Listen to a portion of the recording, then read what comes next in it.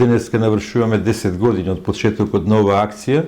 Ова акција беше предизвикана пред се поради убиството на премиерот на Република Србија.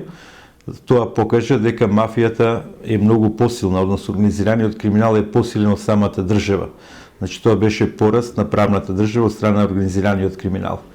Меѓутоа во тој период се направија многу превиди.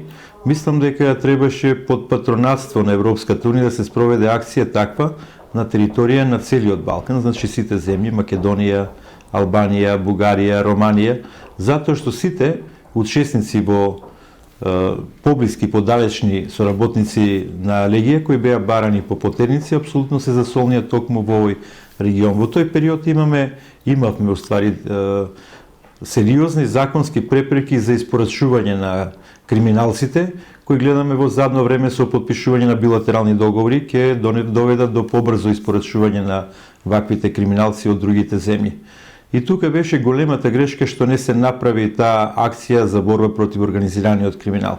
Впрочем, организираниот криминал во нашиот стратешки одбранбен преглед е предвиден како една од трите неконвенционални закани кон државата, а таму се предвидени тероризмот, организираниот криминал и можните меѓуетнички конфликти.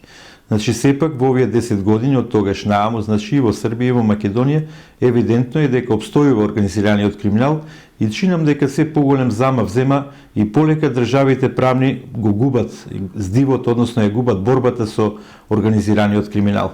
Пред се, тука имаме многу аргументи, многу факти за кои би требале да направиме сериозни истражувања, бидејќи тие токму влијаат зошто организираниот криминал толку зема замав. Многу често во политиката се инволвираат парите стекнати на нелегален начин. Таквите пари потоа се оплодуваат. Значи, тогаш правната држава веќе нема инструменти и можност да действува вистински против организираниот криминал. Во регионот гледавме многу акции на апсења кои за жал потоа во судска постапка завршуваат со ослободителни пресуди.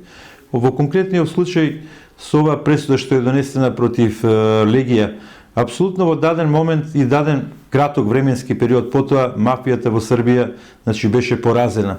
Меѓутоа сепак перманентно треба да се води таа борба, за да таа во денешно време полека повторно ги зема својот замав и во Србија, ако ги следите податоците, ќе видите дека новиот вице-премиер Вучич има прекрасни резултати во борба против организираниот криминал, доби дури 75% поддршка за она што го работи од граѓаните на Србија, што е добар показател дека има вистинска борба во регионот против криминалот. Ваквиот пример треба да го следат и останатите земји во регионот.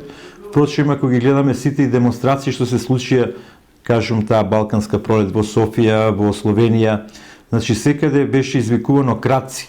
Значи не бара да падне владата, не бара опозицијата да дојде на власт, туку се борија против крадците во сите можни редови, на позиција и на опозиција. Значи тоа е суштината.